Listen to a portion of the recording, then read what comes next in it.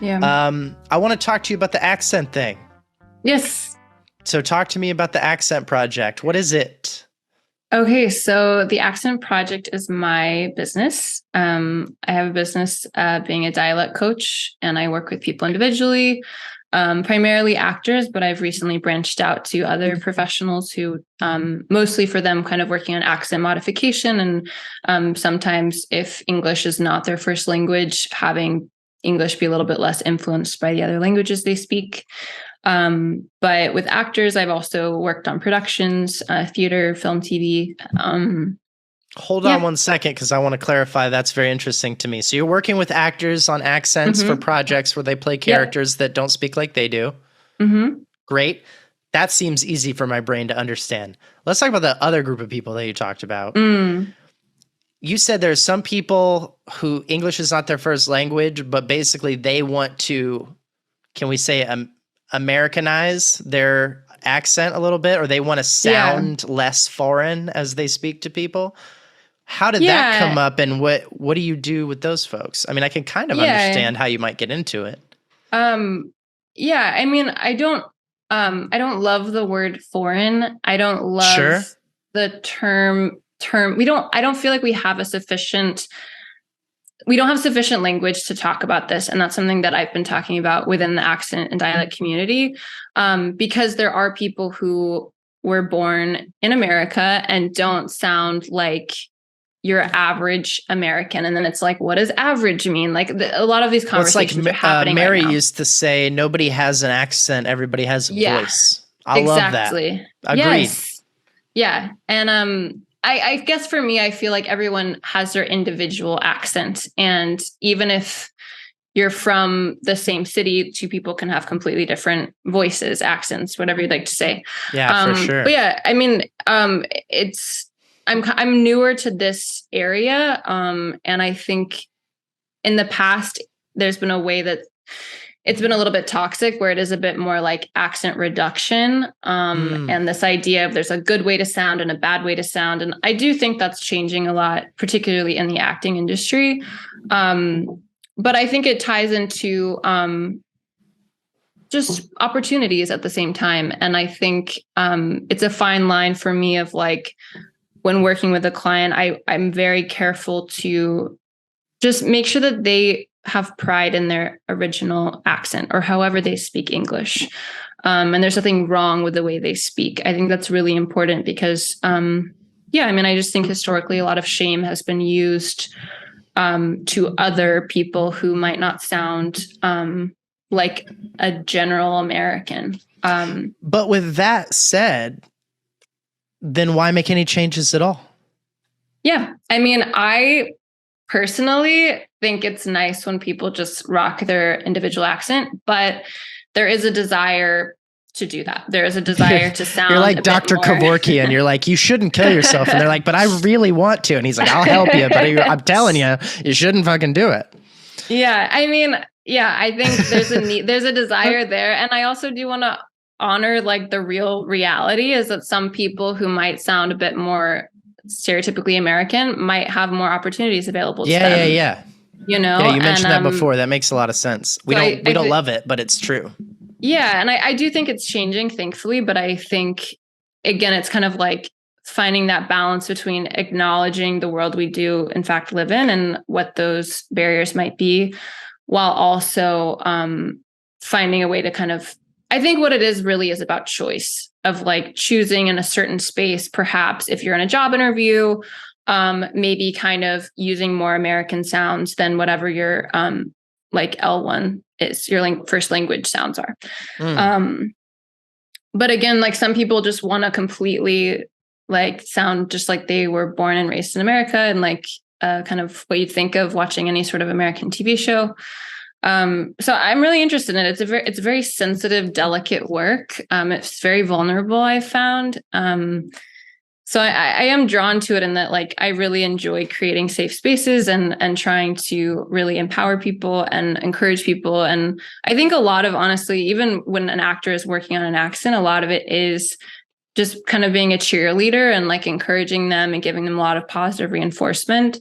Because I do feel like oftentimes, I know I've personally experienced it where there is kind of like a right way and a wrong way to do things. Right. And I try to, I studied with KT Speechwork, and something that I really like about what they're doing is like, it's not, this is the accent. It's like, this is the general target that we're going towards, but it's a conversation. It's like, okay, you want to learn, I don't know, an Australian accent. So here, let me give you a few different samples of different Australian voices. And which one do you like? Let me help you get as close to that target as we can get. And encouraging what is working rather than like, this is the right way to say this word and this is the wrong way to say this word, and that kind of That rigid. is totally the right attitude, because it's like you said, that nuance is what gives people voices.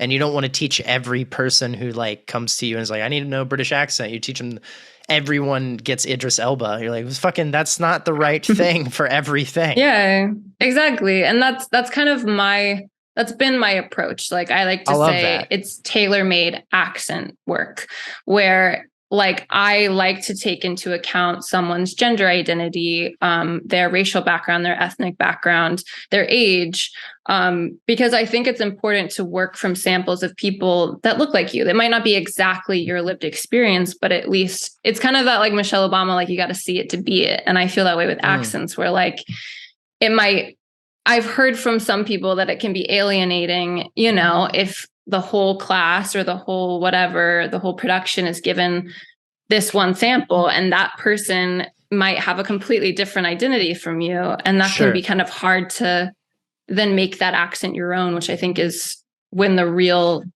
work is successful. So you're helping people who, let's say, you know, we'll use words that you hate. They want to clean up their American English and make it nice and recognizable, nice and American. So if you're helping people like that sometimes, how do you feel about, let's just say it, I'll make it simple, Americans who have a regional dialect and they move somewhere else and they just start speaking like where they're from? So example, right? I think it can go a couple of different ways. Like, let's say you have someone who's from Kansas. They have a kind of very general American, not really the South, but you're just not really Midwestern. It's just kind of general standard. And then they move to New York and they're so in love with the Brooklyn, like Italian accent. And they live there for like 10 years. And then they go home and they're like, everyone's like, why are you talking like you're from fucking Goodfellas? Like, what's going on with you? And also, then there's the other example, and I'll let you kind of talk about both. The person who's from like Boston, who's a very distinct Massachusetts, Boston accent, then they move to somewhere like Las Vegas or Portland or somewhere that's just a little bit more general, not as notable. And everywhere they go, someone's like, Boston. And they finally are like, fuck it. I don't want to sound like this anymore. I'm going to go take Emma's classes and get rid of this Boston shit. And now I walk around and people are like, oh, he's just the guy. Like, do you have feelings or thoughts about people wanting to just change that up for whatever reason? Of course. I mean, I feel like for the second example, it breaks my heart a little bit. You want them proud to be Bostonian. Well, it breaks my heart when anyone for any reason feels ousted and then feels like who they are is wrong in some way and therefore needs to change an integral part of themselves to like fit in. It's just, you know, it's sad, I think, regardless of what that is. I'm going to agree on that. From an acting point perspective, I think it's just useful from a business standpoint to be able to do different accents. Like if you have a very strong Boston accent, I think it's good because all the characters you audition for are probably not going to be from Boston. So if you want to play somebody who is, I don't know, like from Texas or from the Midwest, maybe you're auditioning for a Midwestern news anchor that has a very kind of that voice. I think it's important to be able to do that. Just the same way it is important as an actor to be able to play somebody who maybe is evil, you know, if you're a really nice person, to be flexible in that way. I think in terms of the first example that you gave, I think that's just how things work from my understanding, like just linguistically. I think it's very rare to find someone that's like very specific just to that region unless they've only lived there ever. But Right. I mean, we do that. We're influenced by our surroundings. So like if you're from the South and then you live most of your life up north, you're probably going to pick up those sounds, even if it's not conscious. So you would judge the people in Kansas when that person goes home and they're like, oh, look at Mr. Robert De Niro over here. It's like, just let him talk how he talks. That's how he talks now. Yeah, I mean, I don't really judge it. I mean, I think it depends on the example. I do think it's a little silly when there's like Americans that move to England for like a year and then they come back and like have a British accent. Like that feels weird, but I guess it's case by case. I don't know. I think that's a little funny. How long do you have to live there for us to be like, okay, it rubbed off on you? And then how long is like, you took a 3-month vacation to Ireland and now you're like, like, come on, man. Yeah. I mean, it's what do you think? What's the line? Is it 4 years? Is it 6? Yeah. I don't know. I don't really have a standard. And I'm interested because there are also people who are bi-dialectical. That's something I learned recently. I'm trying to remember her name, but from Sex Education, the mom, and then she's also in The Crown. Do you know what I'm talking about? I can't remember her name, but she's dialectical. She was born, I think, in the UK. That's a real mouthful. I know. And then moved to the States and lived there for like 7 years, but then moved back. And so when she's speaking to Americans, will have an American accent. And then when she's in the UK, she'll have an English accent. And it's interesting. But then you call that code switching? Yeah. I mean, I think that would be part of code switching. And I think it's the same way where like when I go home and I'm talking to the lady at like, the biscuit drive-through or whatever, like some of my twang's probably going to come out because again, we're social creatures. We want to connect. So I think it's just part of human nature that we kind of, as you said, code switch. What do you think of the people, like I said, like that Kansas chick who's like, who calls those people fake? And they're like, oh, that's a fake accent because I saw her the other day on London Today or whatever. I don't know the shows, but like, and she had a thick, and now she's over here in Maryland talking like us, but like, and here's why I say this, because I do want to get your opinion on this. I grew up in Texas with a mom who hated the fact that we had Southern accents in the family. She was like worried that I would sound country, as we called it. And she was trying to do what some of your clients have done with me as I was growing up, which is like get the country out. Even when he spends time with the family or goes to a family reunion or grandma's house or whatever, he's going to come back talking about can't and ain't and ain't. And she's like, no. She would correct me all the time. I would regularly get like, not in trouble, but I would get called out by my mom all the time for like, don't use these words or don't, fix your grammar. And she's not ashamed of the fact that that's why she did it. She was like, I didn't want you to sound stupid, I was like, I want you to have all the opportunity in life, and I don't want you going into an interview being like, well, I'm from Texas. And like, so I've never had a Southern accent my whole life because my mom was like, don't have one. And when I was a kid, I was obsessed with like stand-up comedy and just film and TV in general. Loved voices. I was always mimicking and doing impressions. So then when I got to my 20s and I started traveling around a lot, I found I swear to God, subconsciously, I would pick up the dialect of wherever I was in a few weeks. Like I didn't mean to. I wasn't doing it. And then people who knew me would see me later and be like, why do you talk like that? And I was like, what are you talking about? And then they would mimic what I had just been doing. And I would be like, I don't sound like that. And they're like, no, when you talk to that guy, you sound this way. And when you talk to this guy, you sound like someone else.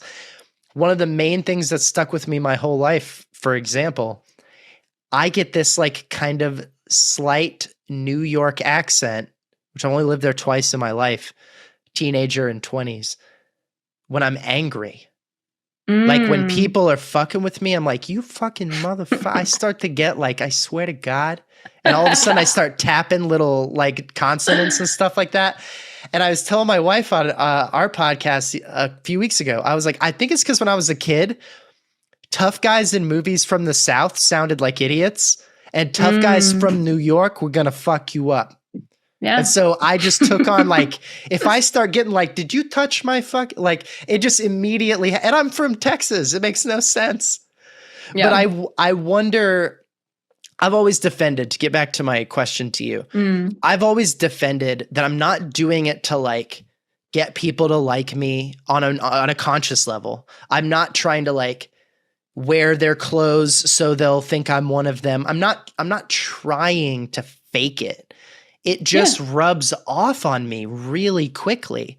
And I think if I spent a year in London, it would be there. I'd be that guy 100%. Now, when I came back to New York, I wouldn't be like, oh, I'm sorry, terribly. I didn't mind if I wouldn't fucking be doing it when I came home. But you can bet that I would be like, there'd be people in London being like, I'm sorry, where are you from? You sound like, I'm not really sure where you're. Yeah. What is that? And I'd be like, oh, I'm from Austin, Texas. I'm sorry. I didn't even realize I was doing it. Well, there's a word for that. I can't remember at the top of my head, but there's actually a word to describe. It's something that some people have where it's a subconscious thing. Whenever they're talking, whoever they're talking to, they start kind of talking in the same accent. If you figure out what that word is, text it to me. I can look it up. I'm already writing down by dialectical. So you probably have that. I think I was a little bit like that as a kid. I do think, again, it's part of our desire, whether it's conscious or not, to connect and to not feel other. And I mean, I do that consciously sometimes when I'm traveling, like, especially if I'm in like London or something. Like for me, I feel like my American accent sticks out so much. And so if it's just like a kind of transactional interaction, like I'll sometimes just put on a little bit of a thing so that I'm not getting the like, and just kind of like, just Emma, to let things flow better. I do that. I've never been to the UK in my whole life, but I do that. This is real. This is totally real. So like after school, the arts, because we all had to learn like 4 different versions of fucking British. It was pretty reasonably strong British accent. And I started doing it years ago, and I finally told my wife about it. I was like, I didn't even realize I was really doing this the first few times I did it. And now I've realized I do it all the time, which is when I'm traveling and I'm not anywhere near home. And I'm like when I went to like Puerto Rico, or I'm like in the middle of the country and driving through Nevada or something.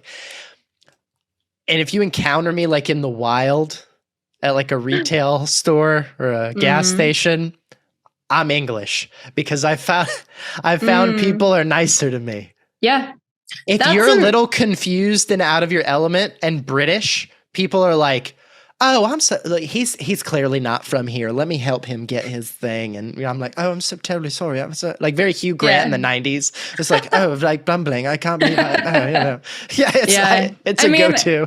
It's very fascinating to me. I used to do that at some of my survival jobs. Like when I first moved to New York, I've never like pretended to be someone I'm not, like, especially you can't get away with that in New York because there will be someone like, oh, where are you from? But I've done that in a way when like, you're getting off like the tube in London or something and you're just like, excuse me, or thank you. Like sometimes I'll just put on a little bit of an accent just so that I'm not drawing attention.